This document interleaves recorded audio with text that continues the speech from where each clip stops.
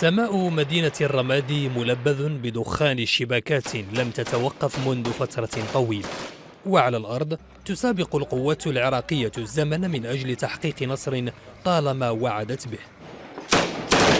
في أحد أحياء المدينة يراقب هذا المجند من قوات مكافحة الإرهاب كل صغيرة وكبيرة من حوله، فداعش غادرت هذا الحي وتركته مزروعا بالألغام.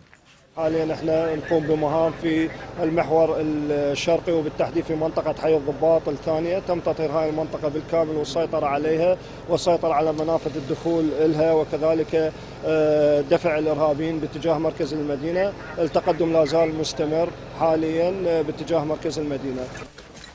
من حي إلى آخر تواصل قوات مكافحة الإرهاب تقدمها نحو مركز المدينة، حيث تمكنت من دخول حي الضباط وما عاد يفصلها عن المجمع الحكومي وسط المدينة غير 800 متر.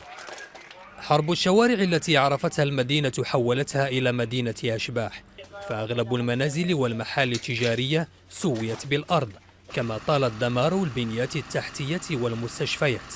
مستشفيات لم تتردد داعش في تحويلها إلى معاقل ومعتقلات لاحتجاز السكان وتحويلهم إلى دروع بشرية.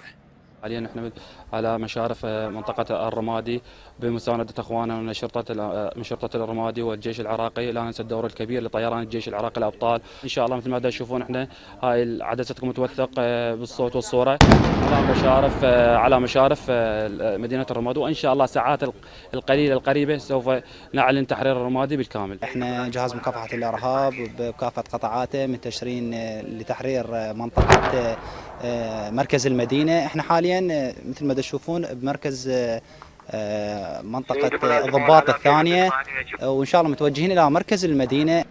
القوات العراقية التي دخلت أكثر من حي في الرمادي لا تخفي تفاؤلها باقتراب استعادة السيطرة على كامل تراب المدينة.